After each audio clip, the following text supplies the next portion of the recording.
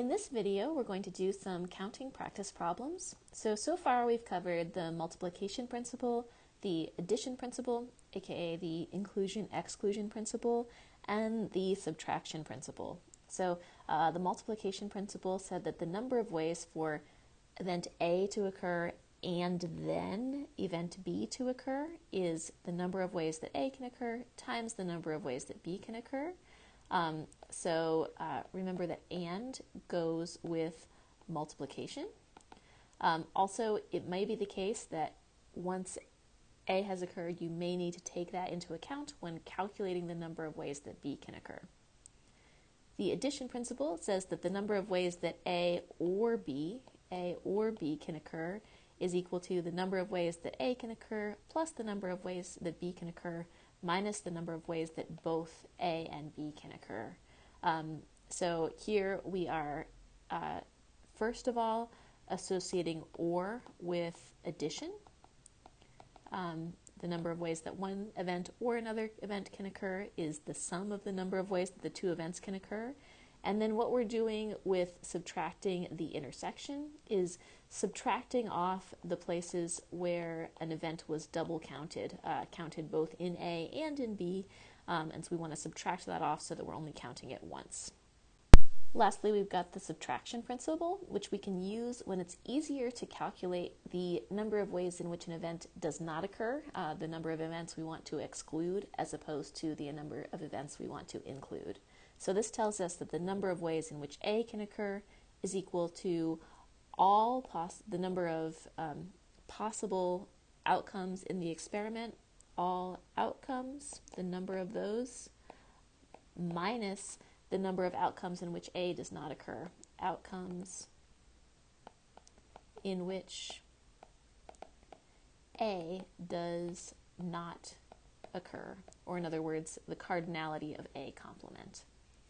So here are a bunch of examples to try. I'm going to go through them one by one, but for now just read through these, grab some paper, try them out, and then we'll talk about all of these together. All right, first, if 30 people enter a raffle, how many first, second, and third place winners are possible if the same person can win more than one prize? So, somebody could get extremely lucky and win first, second, and third places in theory. If that's the case, how many winners are possible? Then this is a list of length 3. There's 30 choices for the first place winner, 30 choices for the second place winner, and 30 choices for the third place winner. So in that case, that means that we are going to use the multiplication principle. We were using and between these.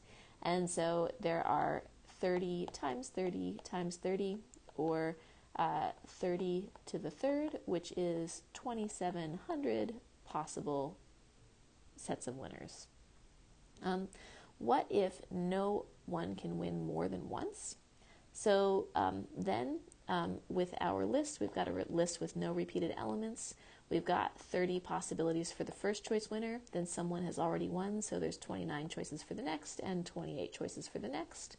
So this is 30 times 29 times 28, and we've got 24,360 is the total number of sequences of winners in that case. A binary string is a sequence of zeros and ones. How many binary strings of length 8 are there? So 0, 0, 0, 1, 1, 1, 0, 1, that would be such a binary string of length 8. How many are there? Well, this is a list where repeats are allowed, and we have 2 possibilities for each element of the list. So this is 2 for the first spot, and 2 for the second spot, and 2 for the 8th spot. So this is 2 to the 8th power, which is 256. There are 256 binary strings of length 8. How many binary strings of length 8 are there that are not all zeros or all ones? So here's a place where we could use the complement. So not all zeros or all ones. This would be equal to all binary strings minus those with all zeros, and also subtract away those with all ones. So this would be 256 minus how many strings are there that are all zeros? Well, there's just 1, 0, 0, 0, 0, 0, 8 times. And how many are there with all ones? Same deal. There's only one binary string of length 8 that's all ones. So in total, there are 254 such binary strings. How many binary strings are there of length 8 with at least 2 ones? So again, we're going to use the subtraction principle here. So at least 2 ones is going to be all possible binary strings of length 8 minus those with exactly 1, 1, exactly 1, 1, and also with exactly 0 ones. So we want to subtract off those cases because those are the cases in which it is not the case that there are at least 2 ones, not greater than or equal to 2 ones. Okay, so what is each of these pieces? We already know that this is 256.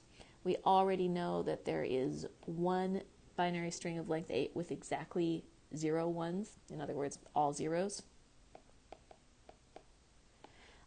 So how many are there with exactly 1, 1 in them? That's the only thing to calculate.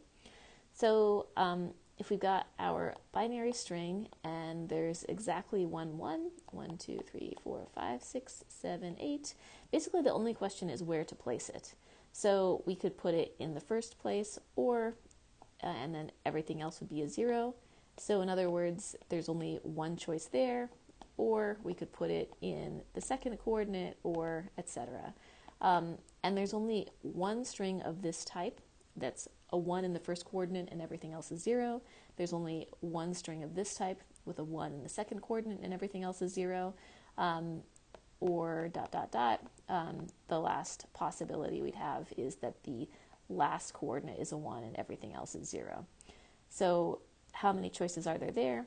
There are 8 strings with exactly 1, 1.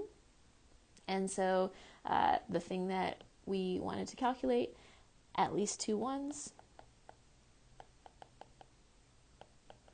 that's going to be 256 minus those with exactly 1, 1, minus 8, minus those with no ones, all zeros, minus 1.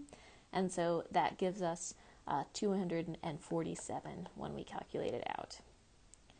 So next, we've got a math club with 8 math majors and 9 computer science majors. They're going to pick a president, a vice president, and a secretary to represent them, and we assume that no student can fulfill more than one role. In how many ways can these representatives be chosen so they all have the same major? So this could be all math or all computer science. And or goes with addition, so we can calculate these separately. If they're all math majors, and again we've got 3 roles to pick, and nobody can fulfill more than one role, so no repetitions are allowed. There's 8 possibilities for the president, and 7 possibilities for the vice president, and 6 possibilities for the secretary out of the math majors. Or all CS, or goes with addition. Or there's 9 possibilities for the first computer science major to be president, 8 for the next one, and 7 for the next one, and goes with multiplication. So this ends up being, if we calculate that out, 840 possibilities. So in how many ways can these representatives be chosen so there's at least one student from each major? So at least one from each major. Again, we're going to use the subtraction principle. So all possible president, vice president, and secretary from this group minus all from one major. Now there are 2 ways that can happen, and we just calculated it. So the number of ways that people could be from all one major, they could be all math, plus all CS. And again, we calculated this already, and this is 840 from above. So how many possible sets of representatives could there be in general with no restriction? There are 8 math and 9 computer science. There are 17 students altogether. So 17 for the president, 16 for the vice president, and 15 for the secretary, minus 840, minus those possibilities we want to exclude. And so we get 4,080 minus 840, and this gives us 3,240 as our solution. Next, we're ordering 2 scoops of ice cream in a cone, and so we're going to select a top and a bottom flavor. And so, what's going to be on the bottom, what's going to be on the top. There are 39 choices for the bottom and 39 choices for the top. We didn't specify that we're going to get 2 different flavors, so still 39 for both. And, are we going to get sprinkles or not? So these are really 3 choices with our sprinkles. And this is still an and. So we're either going to get no sprinkles or rainbow sprinkles or chocolate sprinkles. There's 3 choices there for the sprinkles. So in total, what is going to be the bottom scoop, what's going to be the top scoop, and what's our sprinkle choice? There are 39 and 39 and 3. So this is 39 times 3 is 4,563 possible options here. Lastly, a cafe has 8 sandwiches, 3 soups, and 5 salads. They have a you pick 2 special where you pick 2 items of different types. So you could get a soup and a salad, or a sandwich and a salad, or a sandwich and a soup. How many possible orders are there? So let's break it down first with this sort of larger categorization. So sandwich and salad, or soup and salad, or sandwich and soup.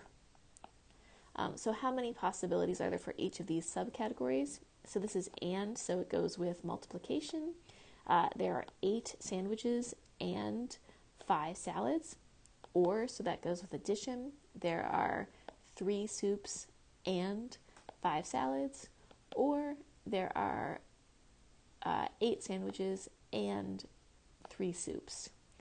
So we just need to calculate that out, and we will get 79 possibilities for this you pick 2 special.